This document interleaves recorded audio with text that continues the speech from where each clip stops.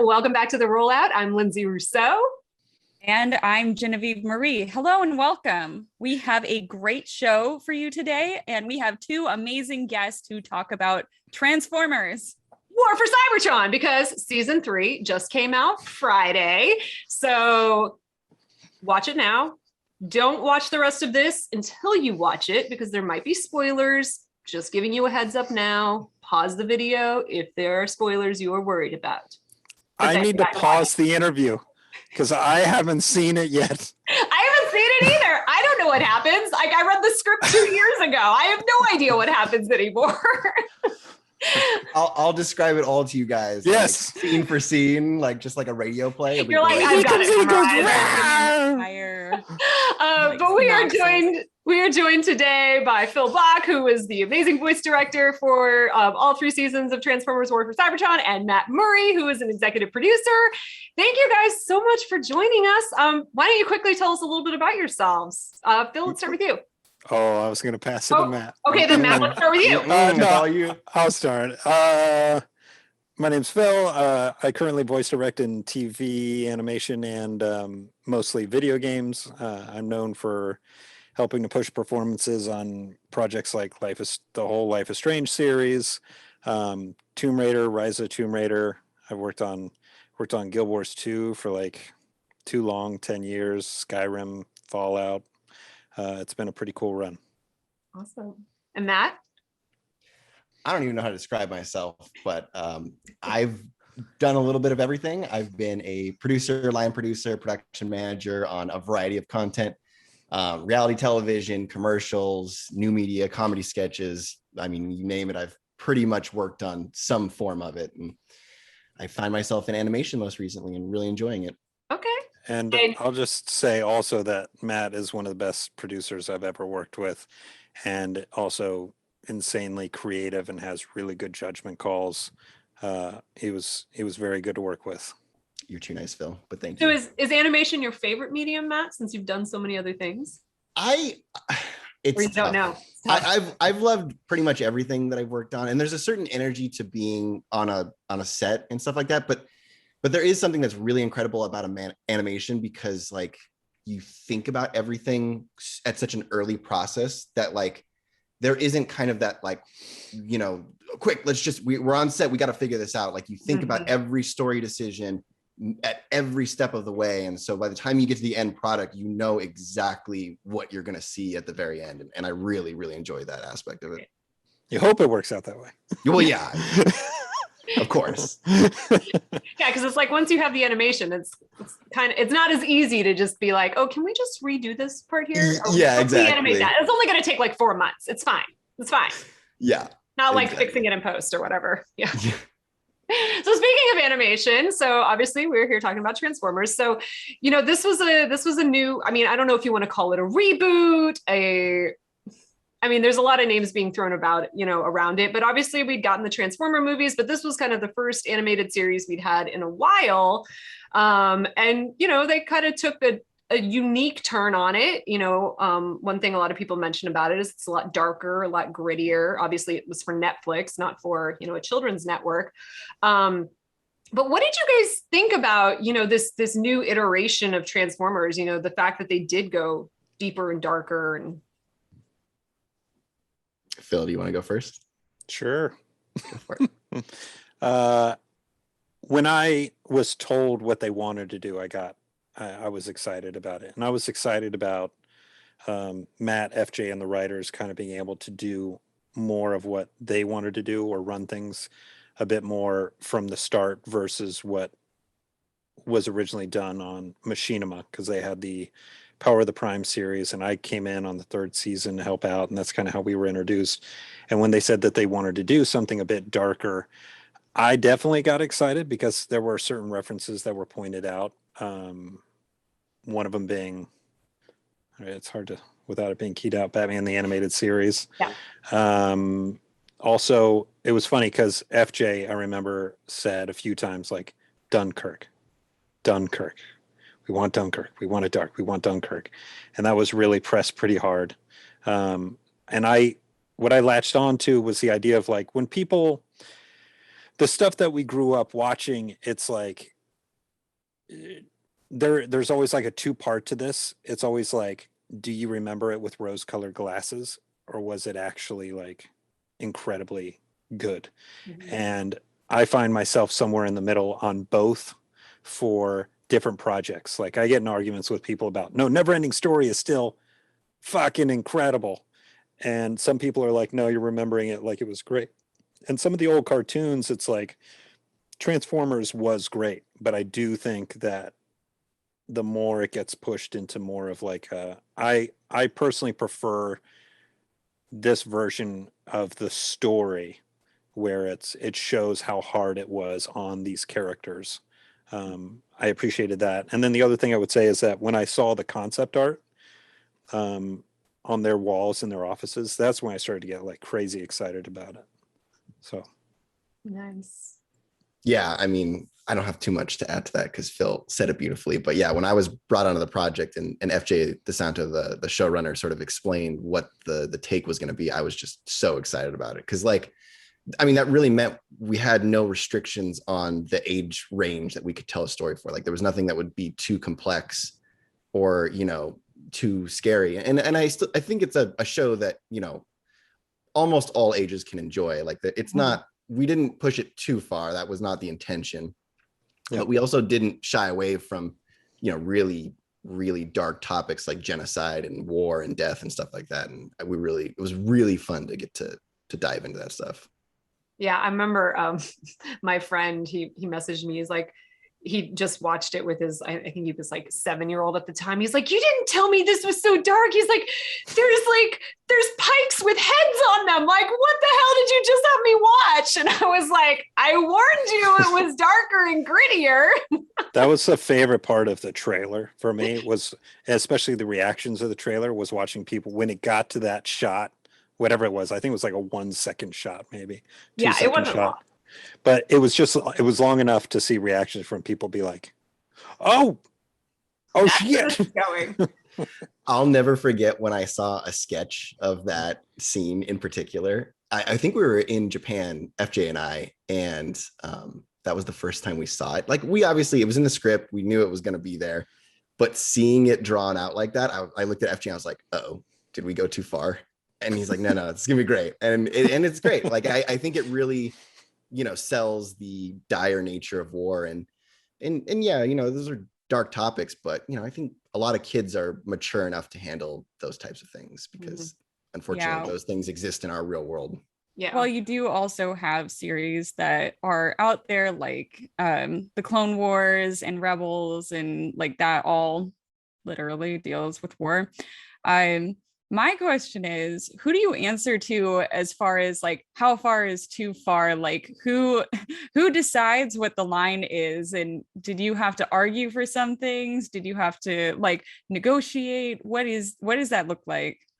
That's a really good question. I mean, obviously Hasbro saw every draft of every script that we ever wrote. So they were guiding us along the whole way, and they have a very good sense of what is acceptable for the brand and what isn't acceptable. Yeah. I'm trying to think if we ever pushed it too far. I don't think we did. And we pushed it pretty far, but there was no point where they were like, whoa, we got to back off. Mm-hmm. It's an odd balance, but I feel like in a weird way, it's like Matt always has a really good producer's hat on. You know, I usually have it on also when it comes to the thought of like, especially when we're recording VO, is like, what can we say? What can't we say? What can we allude to? And I always try and think about what's the tone of what we're creating. And then I also try and think about like, what is the audience for this? So there's a big difference between, you know, Guild Wars versus Fallout. You know, there's a bunch of different, you know, it's just things bend. And I think with this type of show, you do have to remember that it's like Transformers is for kids, but you also have to think that the people who grew up on it are older now. So there's this weird, there are different shows for different people. And I think for this show, we just knew that it was going to be bending on a PG-13 aspect, never going into, I think, R. So with that, based on years of watching films and the years of MPAA stories, I think we have a pretty good grasp of like, you can do that. You can't You can't do this. Yeah. Um, It's not Love, Death, and Robots. Like they went to the other side of that line. Well, I remember love that like show so much. It's so good. It's amazing. Like I remember when they were talking about like some of the torture scenes for Ultra Magnus, like my head immediately went to, because it's a weird balance between like kid show and doing something more serious. I always remember when we grew up, they pushed this stuff sometimes harder than now. And what I mean by that is Rambo was a cartoon. RoboCop was a cartoon. Like, and RoboCop was kind of pushed in a weird way towards kids. And I remember thinking like, yeah, RoboCop's awesome. And I loved RoboCop. And when I went to see RoboCop 2 as a kid, I remember turning to my dad, like when RoboCop's getting ripped apart. That's a gruesome movie. That's like definitely R-rated. I remember going, I'm good to go. We can leave whenever we're ready. And you're watching it. And it's technically to some degree a robot getting ripped apart, but it's just too much. So it's like you gotta know how to balance it. On the line, yeah. So when you had, when you got the scripts and we're looking through them, was there anything that kind of really surprised you or was really intriguing and you're like, oh, that's new and different, or something that got you really excited? I remember very early on in some of the early like writer room discussions that we had with the season 1 writers, like we really dug into like making sure that we understood which version of these characters, because there's been so many different versions of Optimus and Megatron and all these classic characters. We really wanted to hone in on like what is the essence of this version of these characters. And I remember we were talking about Megatron's motivation specifically, and like we really dug into and pulled from other various Transformers versions of Megatron this idea that like he's so misguided. Like he started this war with like the best of intentions, and then it went completely awry and he let it get away from him. And then he just started listening to the wrong people, and it just pushed him into eventually the genocidal maniac that he becomes. And I just find that so much more interesting than just people that are evil for the sake of being evil. Like I don't think there are too many of those people in the real world. Like I think there are plenty of people that want to do something and they just fall into the wrong group and the wrong people, and they just let it get away from them. So that to me, and then like, as Megatron started to come out in the scripts, and like we really saw this, like he was a gladiator and he really helped the Decepticons rise up from the pits of oppression, and like he did all of this stuff with the best of intentions. And then just watching him sort of listen to Shockwave and just like keep going further and further onto the evil side, and it's just like it's so heartbreaking, because it's like Megatron, and we sort of touch on this in the series, like Megatron could have been a hero like Optimus Prime, and maybe at one point he was, and he just didn't become that. Yeah. I think overall, just like when I first read, I'm going to say this because it's only happened like X amount of times, at least. I've been lucky enough to record a heck ton of hours, a heck ton of lines, a heck ton of actors, both union and non-union, for better or worse. That's above my pay grade. Somebody else makes this call. But like, it's rare when I read something and I'm like, this is solid. And I remember Life is Strange. I was like, this is solid. Like, this is good writing. And then when I read the Transformers scripts, the entire series, every single season, I felt was solid writing. Mm-hmm. Now, where production gets weird is like, how many episodes are we allowed to do? How long are those episodes allowed to be? Those are tough things that producers, showrunner, writers all have to do to constrain themselves to fit within certain guidelines. But for being as many episodes per season, as long as each episode was per season, for me the writing was pretty darn solid. I overall, there are definite moments where it's like, I'm the guy reading a lot of the comments that's like, this is slow, and it's like, we want more transforming, or we want more fighting, and it's like there's just so many things to battle production wise.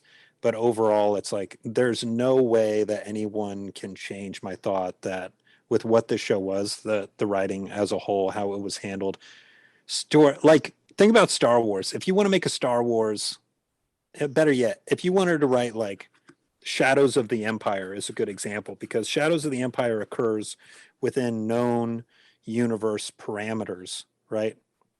And that's just 3 movies. And it's like with Transformers, that's difficult is what I'm saying. To write Shadows of the Empire well and have it match and feel like the stories are doing this and they're all working is difficult. The difficulty with Transformers is, like Matt said, you just have so many different versions of it. You have the comic books, you have the cartoons, you have the games. It's like, it's hard to make everyone completely happy. Mhm. And it's difficult. And for all those reasons, I think the writing was incredibly solid. And I think specifically with Beast Wars, I haven't watched it yet, but being able to tie in all the things that have been done before and now, and timelines and characters meeting characters, they did great. Yeah. So with that being said, with there being so many iterations of this show, and like you said, you're not going to please everyone, Phil, as the voice director, you're getting new actors playing characters who've been played before in different iterations. Was that also a balancing act of having to, okay, we need to have them honor how the characters used to be, but still make it part of this current universe? What kind of went into your thought process and your directing style while trying to do that in an existing franchise? Absolutely incredibly difficult. Look, there were plenty of actors on this, you being one of them, Mm-hmm. that did an incredible, insane job. Just from an acting standpoint. There are some that did an incredible job of being almost exact sound-alikes. There's a weird balance between trying to make someone feel like someone, and then there's also a balance of someone allowing to be who they are. Like, for example, I'm going to say this, like Jake Fushi can do a pretty good Optimus, right? And I think he did an incredibly, as an acting standpoint, that guy fought alongside with me session after session, pushing things, trying to add dramatic weight to things, trying to hide things sometimes that I wanted to hide between things. Sometimes things work, sometimes things didn't. I've seen the comments of sometimes it's like when Jake Fushi gets mad, he breaks out of the sounding of the character. I agree.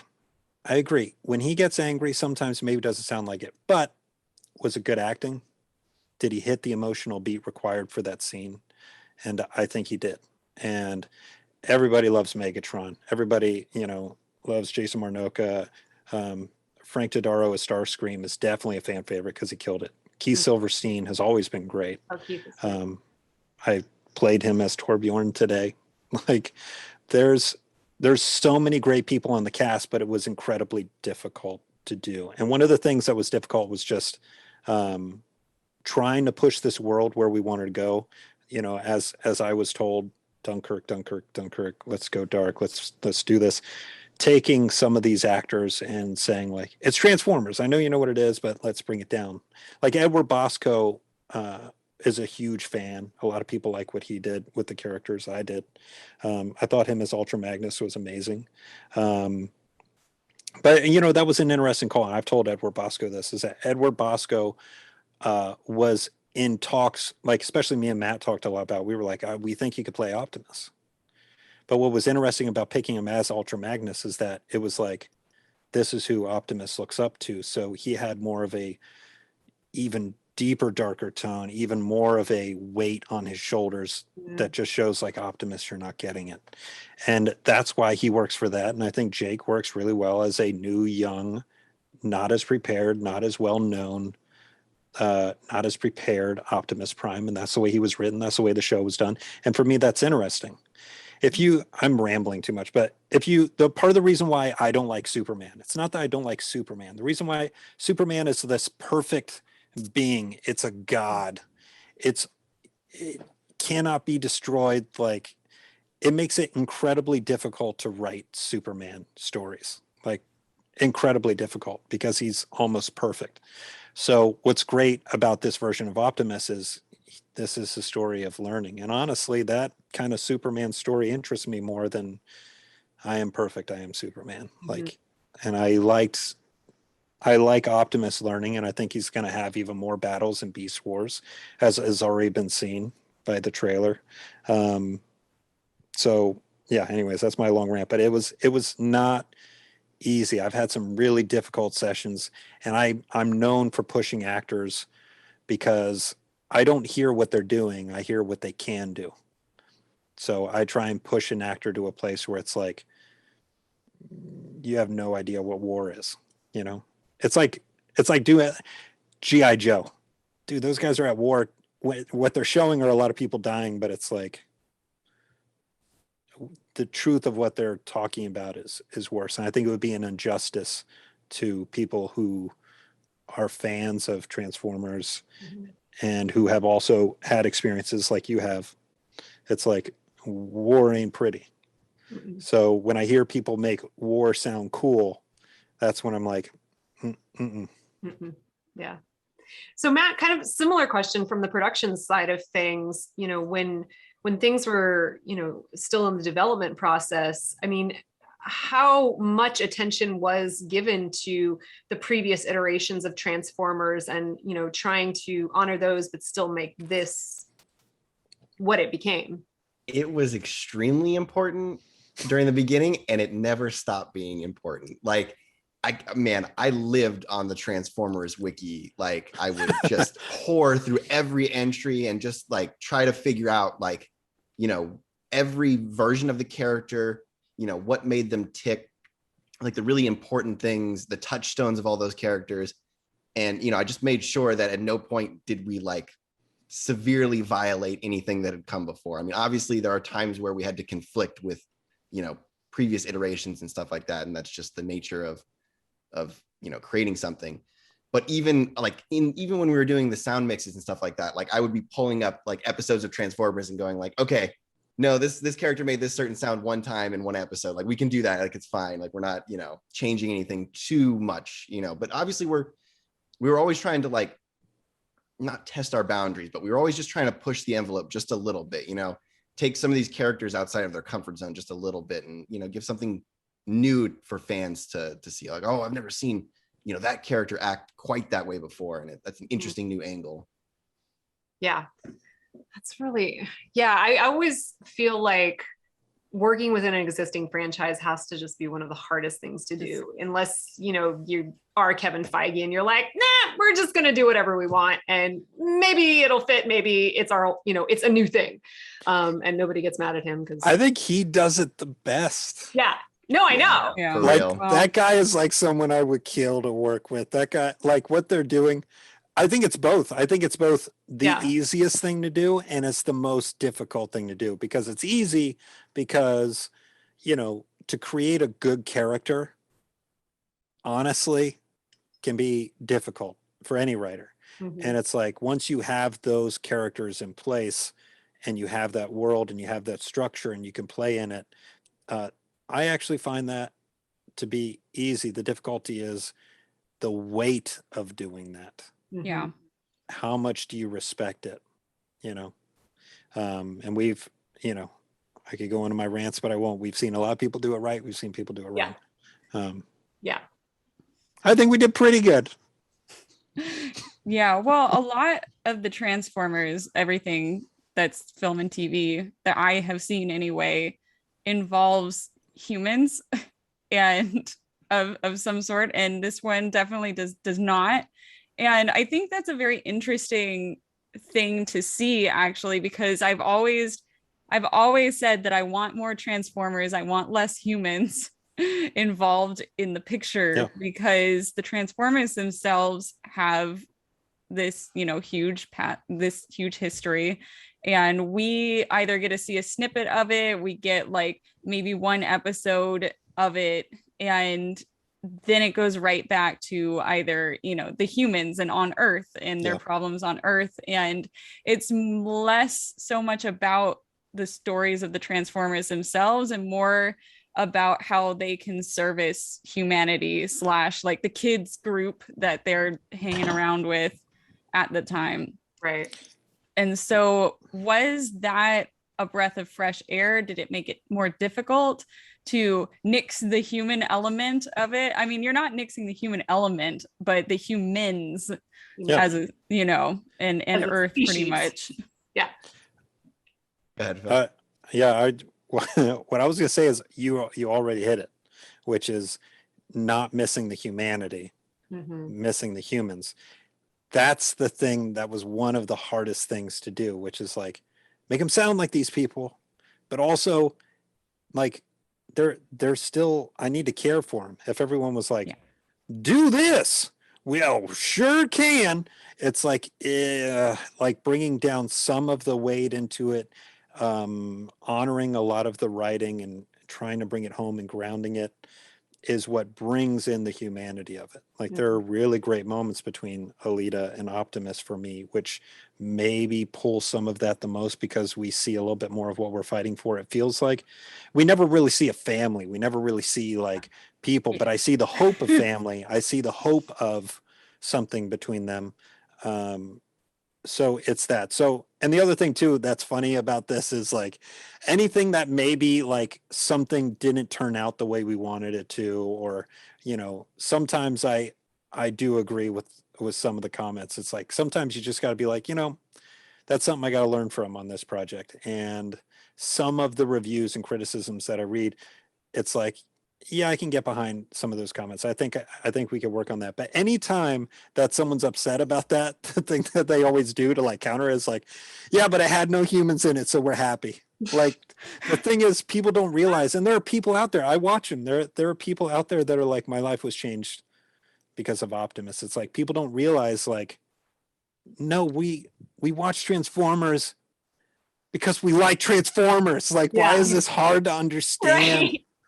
Like what they try and do in writing a lot of the times is that it's, and I think executives do this because they're trying to hit like a certain save the cat beat or something, but it's like in Ghostbusters, because I love Ghostbusters, the Ernie Hudson character, the Winston character is the fish out of the water who helps to explain at a certain part in the film to someone who doesn't understand what's happening, what's going on. Like Neo in the Matrix, it's like, I'm new to this world, what's happening? And they're able to explain it through them, and then the audience is able to kind of like latch on a bit better. It's always that moment in a film where it's like, explain it to me like I'm not a doctor. And the thing about Transformers is that I think people have a hard time thinking like, oh no, they'll get behind the Transformers. It's like, you don't need some outside force to be like, let me bring you in. It's like, no, the robots are doing it just fine. Yeah. Yeah. Matt, any thoughts? Yeah.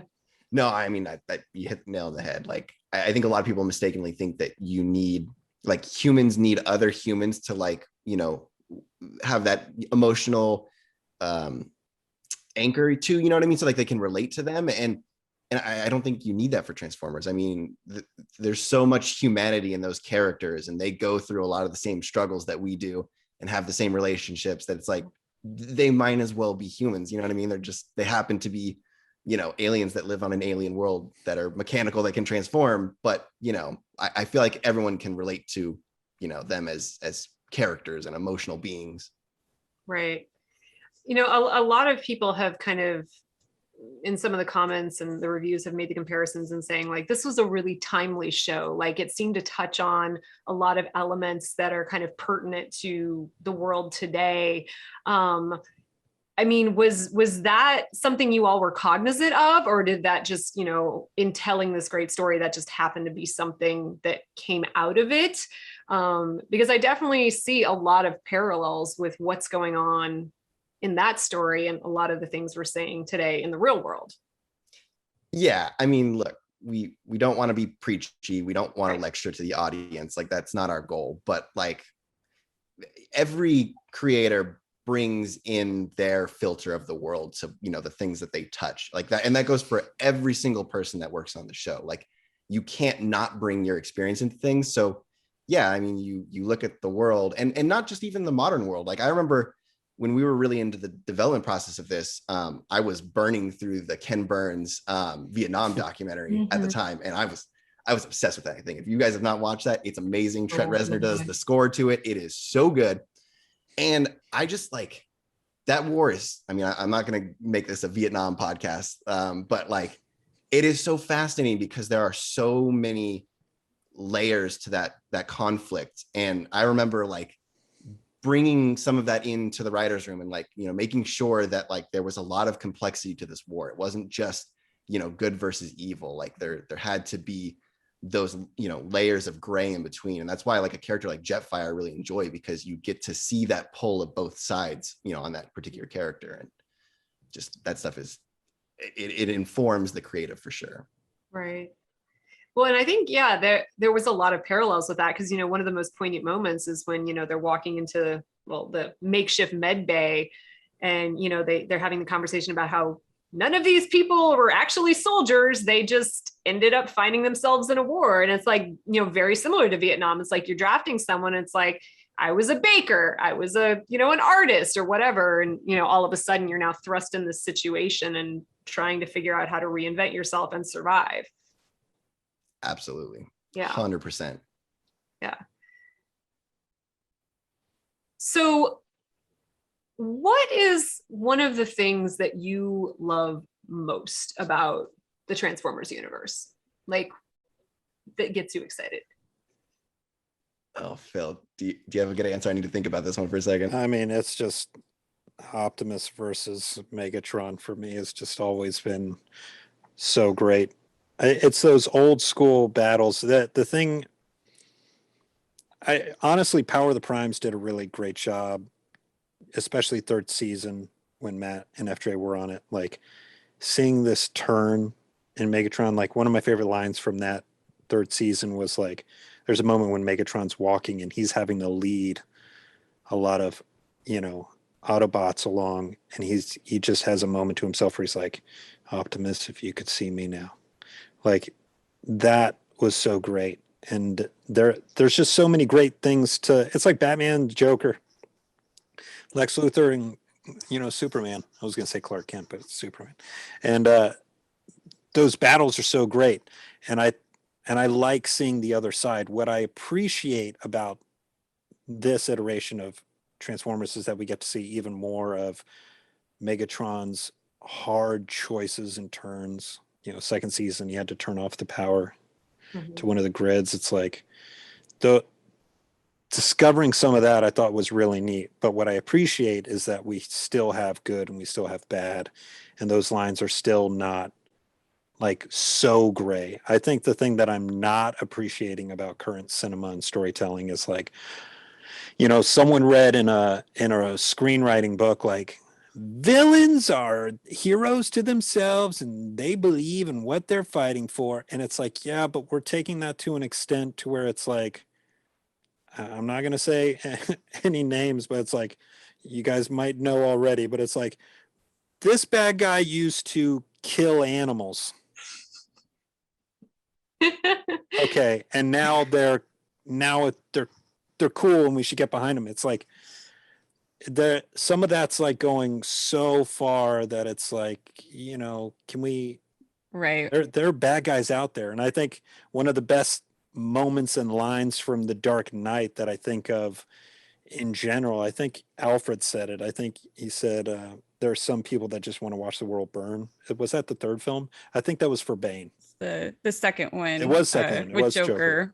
Yeah. That line is like, accepts the fact that there are bad guys out there. Yeah. There are just some people that are. Phil, aren't you interested in how they got there? Like I am, but they what causes somebody's that flip in their brain to do that? You know what I mean? But that's why I think this Megatron was done so well. I don't think that there's a moment where we need to go so far as to feel so much empathy for them. Well, yeah, once they cross the line, you shouldn't. Exactly. Like once they kill those animals, like that's it. That you can't go back. There's never back. An interesting trend going on, not just with film and TV, but also in online spaces as well, with influencers, a lot of YouTubers too, where people feel that everybody needs a redemption arc. I disagree for those reasons. Yeah. Well, that's the thing, that we are getting to the point where we have the exposed video, you know, the 1 hour exposed video, and then the person disappears for a while and then they come back maybe like a couple months later with like an with the apology video and the redemption arc, or they just come back and they don't even say anything and they just continue on doing what they do, and they're still like, and everybody's like, oh, I guess it's fine now. But yeah, I find it strange that now we're getting into this mindset of like everybody needs a redemption arc, because this is why I hated the ending of Star Wars. I'm like, yeah, Kylo Ren and Rey kissed, and I'm Don't like, get me started. Don't get me started on my background. The fact that you like, you know, killed a whole lot of people, including children. Next, oh, and now it's okay. Okay. Right. By the way, oh, you go. I was just gonna say, it's just it comes like, some people you can give a redemption arc, but when you're working within, I feel it comes a lot when you're working in franchises where you only have a limited amount of characters that you can play around with. And so once you reach the end of a villain's arc, I feel a lot of the times creators are like, well, this superhero has no more villains to contest with, like, and our stories are getting a bit dry, so let's just take this villain again and then we'll go full circle with them. And like, sometimes it works very, very well, and then other times it's very confusing, like the aforementioned film that you were talking about. It's where you're just like, but do they like, out of all of the villains, does this particular one need to be reworked and reimagined into somebody that you can get behind and root for? I think I got it. There's so much here that I want to try and like hit off so fast, but it's like, part of the issue with that is it's like, we like villains. Oh yeah, no, I like a good villain, but I think that somebody up top is like, well, they like them. Why would someone like them? And it's like, I'm not saying I get completely behind them and I'm going to join the cause and I'm going to go do all this terrible stuff. I'm just saying, like, that's a good villain. I get behind that villain. Like, or we can understand their frustrations or their issues. Like, you know, there are plenty of people out there, you know, that look at, you know, the Marvel villains, like the recent Marvel villains, and they're like, yeah, I mean, I can understand where they are coming from. But again, we talked about that line where it's like, when these characters cross that line, then that's where it becomes problematic. And, you know, where you don't root for these people. It's like, you understand where Thanos is coming from, however, but you agree with decimating half the world population. I mean, well, there's also a few other things that you said, like, it's rare that you get to have a villain that does turn to another side. And I think Loki was one that was handled well, but that's also because Tom Hiddleston is just an amazing actor in general. I got to work with that guy. I'm hoping to tell the story one day. I'm not going to tell it here, but it's okay. Part of the reason why it's a great story. Part of the reason wwhy I'm voice directing to some degree in a weird way is also because Tom Hiddleston was a good person and not a douchebag. And what was I going to tell you? Like, imagine a story where the story is, and I forget what class I heard this from, what writing class, but it's like, okay, well, my story is I'm going to take my dad's ashes and I'm going to take them to Mount Everest and I'm going to drop them off there because that's what my dad wanted. Okay, cool. Well, what's the villain? The villain ends up becoming maybe, I don't know, what if we did it as the mountain? It's like, it's the cold, it's this and that. But since it's not a true villain, it's not an actual like person up against him, you need something for the story, right? And it goes with that same thing of like, a hero is only as good as their villain. So it's like having that character now be afraid of heights. Okay, well, now we're getting somewhere. It's like, now you can show that tension in the story. So having a good villain is needed. In fact, I think because of this change in villains, I don't think stories have been done as well. I think one of the worst part to current filmmaking as a whole for most films and possibly TV, not as much other mediums, but they don't build up their villain well enough.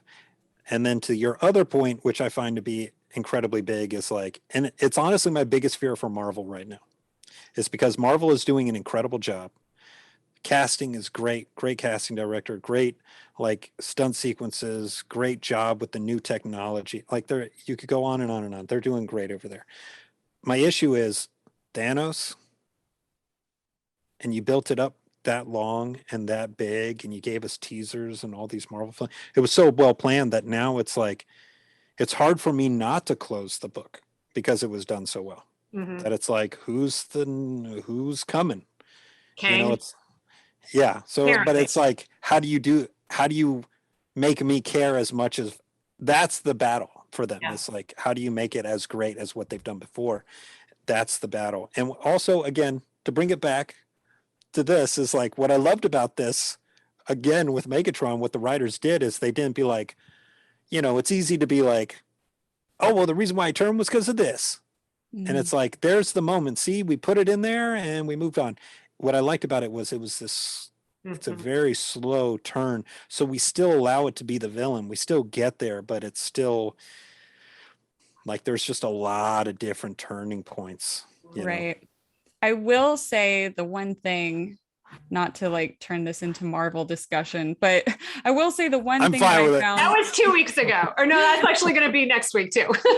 the one thing I found interesting with the latest two, there's three. I mean, there's Falcon and the Winter Soldier, which you kind of have like in that you have like the mirror Captain America. So like you have the direct foil, but it seems like with WandaVision and Loki, they're like, the enemy that they're facing is actually themselves.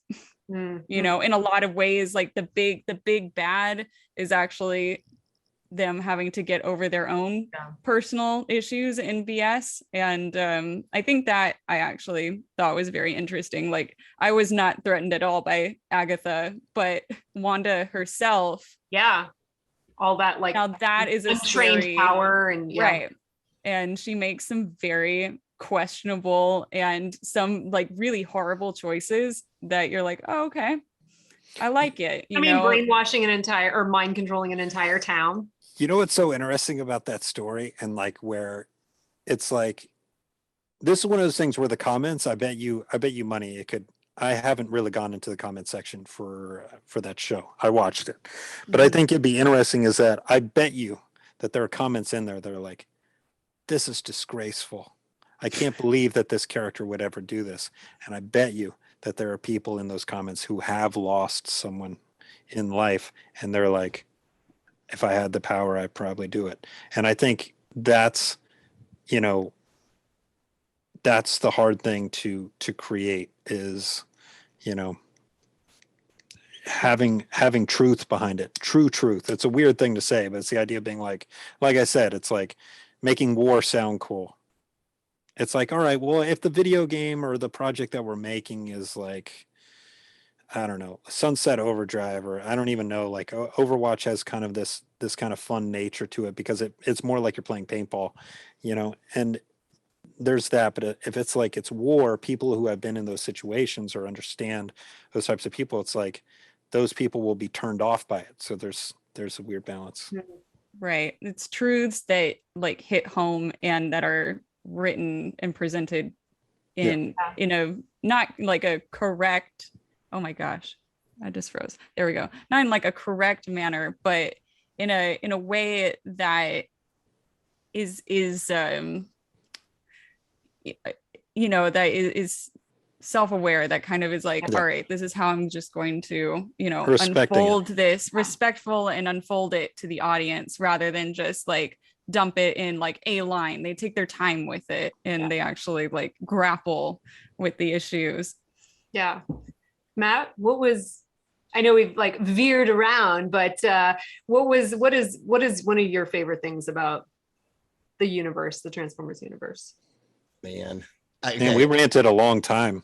Yeah, I know. This show goes anywhere. We love villains, all Sorry. right? Like, Megatron is great. Starscream is my favorite. So I guess my favorite thing about Transformers is just that like they weren't afraid to like explore, complex topics. Like in the '86 movie when they killed Optimus, like that was such a crazy thing to do. Yeah.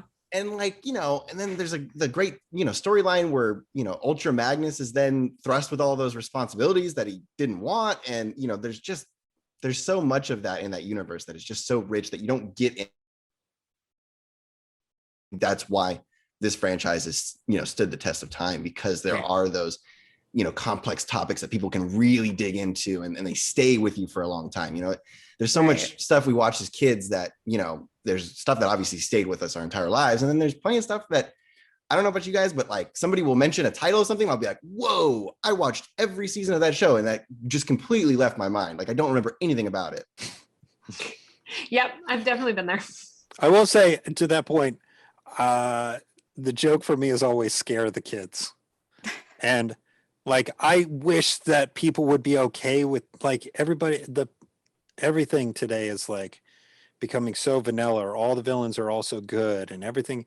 It's like kids are going to learn these facts. Like my mom died whenever I was 8. And it's like, so when I watched Bambi, like I got it. When Dumbo, mom was gone, got it. Land Before Time, I got it. Oh, it's like Land Before Time. Never Ending Story. Like, and they do such a great job with Never Ending Story that's like, you know, hey, you need to come home from school. It's like, it's just alluded to that the mom is no longer there to some degree. It's like those, like you said, Optimus dying. Optimus dying always felt like Disney killing Davy Crockett. And he was like, I don't know if I should have done that. Well, it was like the whole uproar when they killed Superman, and then when they killed Wolverine, and then they're like, oh, psych, we're bringing him back, because the fans were like, you can't kill our favorite characters. And it's like, and you know, they were like, oh no, we're not bringing him back. We're not bringing him back. And then, or even if we're looking at like Family Guy, when they killed, you know, Brian, and then people were like, oh, we should not have killed Brian, because they never meant to bring that character back. But then the fans were like, fuck you, we want him back. By the way, shout out John Bogdanov, drew for Death of Superman. That guy's an incredibly talented artist. I know that guy. The Family Guy one was one of the worst ones. That was a weird time. It felt like, I don't know if, look, I can't say either way because I wasn't on the show. And I love what they do. And I think, you know, Seth MacFarlane does great work. But that felt like one of those things where maybe they saw the numbers dwindle and they were like, we got to change it somehow to get people in. And it was like, they didn't realize that they were still watching it. They just, like, we realized we could watch it, you know, just flipping it on Netflix. Yeah. Versus having to wait for the next episode. It's not that they weren't watching it. It was that there was a transfer of viewership as much as there's a transfer of viewership now, which is up for debate with theaters. Right. Yeah. So was there anything in this series, or we could even extend it to the Transformers universe in general, that wasn't touched on that you wish had been? Like, oh man, I wish we could have told this story, or we should have gone here. I could say it for Lindsay's benefit. I would have liked more Alita. I will say I got really happy seeing female Transformers. And what you guys did, you know, and Matt, I know you were involved with this. I know FJ was being able to make that happen. I thought was awesome, because it's like people. I work in video games. I've been lucky. I've been able to work on Tomb Raider and Life is Strange, 2 of the best like female protagonist stories in LGBTQ community. And I respected that, you know. I just had a debate with another video game that was like, can we make this character sound, you know, more cutesy or go with this? I was like, no, they're a doctor and they've been studying for this long and they care about their people and people are dying, you know. So it's like, I don't know. I really enjoyed having the female characters and I like respecting it. You know, it's a weird balance, right? Because what women want to see is a completely strong female character. I like seeing someone who had to fight through that, you know, like who's maybe not as ready. That's why I like the Tomb Raider thing. I like how Alita is not ready to become new to her position since Ultra Magnus's passing. It's like, I like that. I don't like it to come in and them all automatically know how to use a lightsaber without any training. Yeah. Yes, well, right, I said it. Okay, we all can talk all day about writing female characters, like It's hard. making them Well, it's like- relatable. Yeah. I feel like it is not hard. It's hard for guys who grew up with it. I feel like it's hard for men. Yeah. And it would be easy if you had females in the writer's room. Right. Which goes to last week's episode. So if you did not see our episode about tackling diversity in entertainment, go back and watch that episode. We touch on all these issues. No, don't. Stay here with us. Well, watch all the shows. Watch all the shows. Watch this. Finish this. Finish this. And then go back. Go to our YouTube library. Well, and Genevieve and I were we were just talking about this earlier about how, Scarlett Johansson is EP for Black Widow, and she's now given all these public statements saying how she hated how sexualized Black Widow had been. And finally for this movie, like she did they interviewed the costume director for it. And she's like, yeah, I brought all these wardrobe options out. And like Scarlett immediately nixed anything with heels, anything that was feminine. She's like, no, we want practical. We want comfortable. This is what people fight in, no more wedges and latex. By the way, I gotta say this is, and you knew, Genevieve, you knew what I said, and you got to hear the other part of it, which is, it is hard for men starting out. At least it also was for me, because, and even a lot of the stuff that I grew up on didn't do the best job of, highlighting it well. But like when you start analyzing other films, like Die Hard is a good example for me, because I forget her name. Was it Shirley MacLaine? What? I forget her name. I think it is. So she, like, analyzing that years later, it's like, no, she's strong, and she's like standing up to these people and saying "fuck off." Like, but she's still vulnerable, which is still good. vulnerable. So there's that balance, but that's so hard. Well, here's what I'll say real quick, and I'm going to wrap this up because I know you want to go for it too. Is what was hard for me at first was feeling like I had, when in my own writing, I felt a need to make it a certain way. I felt like I need to make this character, who is a Black character, even stronger to accommodate, because they've been beaten up this long. I need to make this female character even stronger because of this. And it's like, sometimes the best thing you can do is just write the character. And that's a lot of what I find myself doing now, is like writing the character. Don't think about gender, don't think about race, and just let the character be. That took a long time. Yeah. That took a long time. Right. Yeah. You just write people as people. And again, like I looked up because I was like, who are the screenwriters on Black Widow? And I'm like, aha, no wonder it landed with me. Women. There are women there. But the writing for female characters is difficult when you have an entire backlog of an entire filmography of people getting it wrong. And that's what you go off of writers who are writing women as objects, or just there to service the male protagonist and not be a person. Usually the pitfall is that women aren't written like device people. Yeah.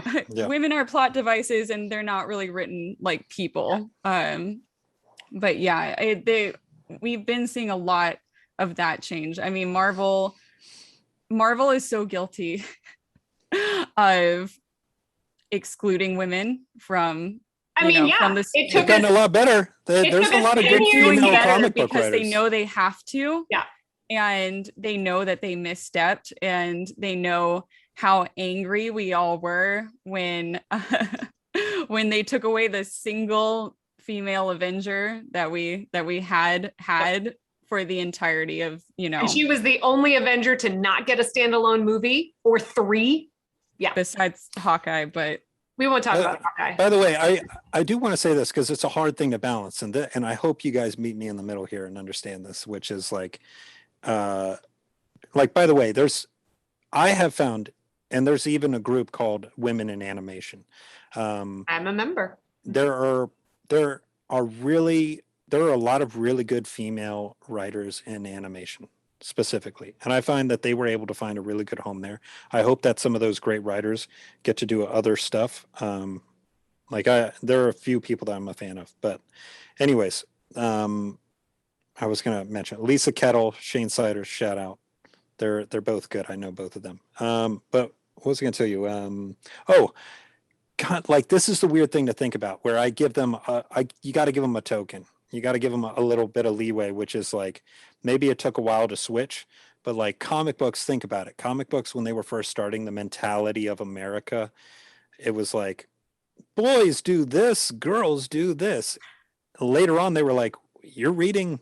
Wait a minute, you're reading Spider-Man? Yeah, I like it. I just wish that they would do something else." Like it did change, but it's like it should have changed earlier. But I do understand why it was so male driven for so long. Right. It's like the heavy, like this came up. It's like the heavy metal franchise. It's like that was mostly driven towards men, but it's like it doesn't mean that there aren't women that really love that rock and roll and crazy whoop ass. I'm one of them, actually. But you know what I mean? It took a while for I think creators to be like, no, girls play games too. No, girls read comics too. Like it took them. When you live in your own bubble, it's hard to notice. Yeah, society makes it hard. Yeah. Like, and that's why I give a lot of people a lot of leeway, because I understand that, we live in a society and these things are, this is Wolfgang, by the way. Hi, these Wolfgang. things are learned. They're not inherent, either way, and the best thing to do is just to unlearn those habits or those thoughts. And I think we are making progress. I'm glad Marvel's making the progress that they are. I'm not mad about it at all. I am very excited. But at the same time, it does kind of smart a little bit to know that it took us this long to get to this point. And it took us this long because of the fact that they weren't receiving, they were receiving backlash, but I think there was a breaking point moment where they're like, wow, like I looked at this corner of the internet and I realized that a large part of our fan base, which is, female, is bringing up some very valid complaints. So I'm glad that we're finally here, but I'm sad that I have to say the word finally. Yeah. I think there are so many things that took so many people a long time to switch. And there are so many things in America that we still don't we're still not getting. The list goes on. I feel like everyone's just like behind. Well, Matt, what about you? Any thoughts, any comments, any? Everything you guys are saying, I completely agree with. And to add to that, like, I think that's why it's so important to, like, we should always be challenged in everything that we consume. Like, if you're not being challenged, you're just in an echo chamber and you're never ever improving, you're never growing as a person. Like, I think that is the biggest problem we have today, is a lack of empathy. I think we would all do a little bit better to try to put ourselves in different points of view and other people's shoes. And so often we just get stuck in our own ways. And I think like you said, we're finally now starting to grow just a little bit, but we have a long way to go, and that's good. We have to keep moving as a society, because right. Well, we have only time for one more question, and I would like to know what you guys want to see in the future for Transformers. Like, what's something that you would really love to see as far as a direction or a choice? Besides more female Transformers. Besides more Linsay. I want to see an Alita 1 series, and like, no joke, that would be so good. We've joked about it for a long time, and also me and Linsay are good friends, but I would absolutely watch that show. I wouldn't mind seeing more of this show. I'm excited that they're going for a Beast Wars movie. I'm excited to see what's going to happen there. Me and Matt worked with Ron Perlman as Optimus Primal before, so it's interesting that he's currently being he's cast, right? That came out. Yeah, that's an. I think he's cast, and then I don't know. I just keep the series going, keep the movies going. We joked about this while we were making the show, was that the beginning of Bumblebee. Mm-hmm. Can we just take those 5-10 minutes and make a whole movie out of it? Like, there's no way that people don't know about all those comments that are online. It's like, we love that, you know? I know. I'll say it again. I've said it in our last episode. I want Transformers without humans. That's the only thing that I've ever wanted is more Transformers. The balance though is what No we tried to humans. is still keeping the humanity. It's like Right. we all say, like, for example, I say this with Terminator a lot. I'm like, I just want to watch the war. Like, one of the best ways to see the war was the Terminator 3D show. There was a whole section where they went in there and you got to see even more of the war. But Right. just Well, having the war, we need other stuff in there, so it's a balance. Right. Well, we keep saying that, you know, we want to see less bipedal, like alien creatures, like, you know, like less Avatar, more, you know, more like crazy Gagu things and Incredibly like Transformers. Yeah. And Transformers, they turn into like cars and airplanes. I mean, that's it. That's what we've been waiting for that forever. Matt, is there anything you want to see the series or the franchise go? I mean, selfishly, I would like, for me, the some of the pre-war stuff that we allude to in the show, like I would love to just dig into some of that stuff, like how the war started, some of those very early stories. Like I wish we had more episodes in the series to just like some of my favorite episodes of television are like bottle episodes where you're just focusing on one character on one specific adventure. And so like I would just love to just do little war vignettes of certain characters. And, you know, like I said, especially Elite, I would love to focus more on that character and just all of them, all the ones that we, you know, only got to touch on a little bit. Like there's just so much more there that would be a lot of fun to explore. Yeah. Awesome. Well, that's our hour. I mean, we could keep going. We did it. We could keep you prisoner. We meandered and everything. Before we leave, anything you guys want to shout out? Anything you're working on or coming out? Obviously, NDAs excluded. And you know, if you are on the social medias and maybe people want to follow you or not, I don't know. I'll start. I can't really talk about anything else at the moment. I didn't think so. But there will be some stuff in the future eventually.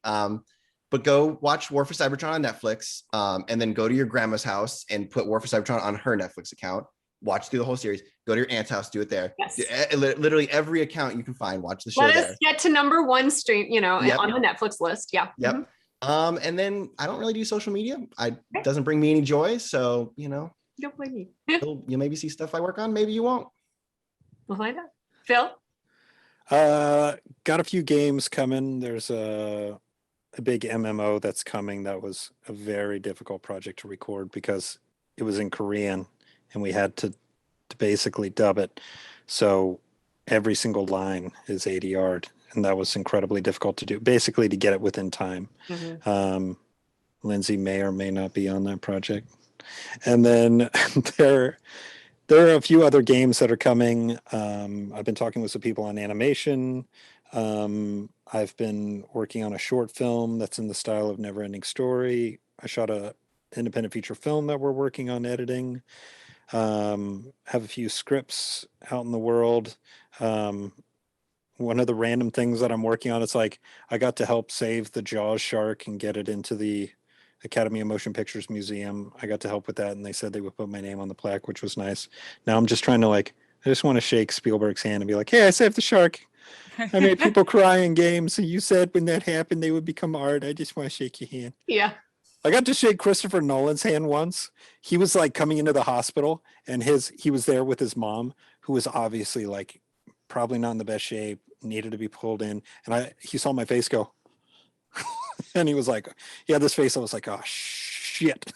And I was like, I just want to shake your hand. He goes, okay. He was like, got it. He was like, cool. All right, cool. Awesome. He's like, oh, thank God you didn't scream out my name. Yeah, he was like, thank God. I wasn't like, everyone. Awesome. Genevieve, how can people find us?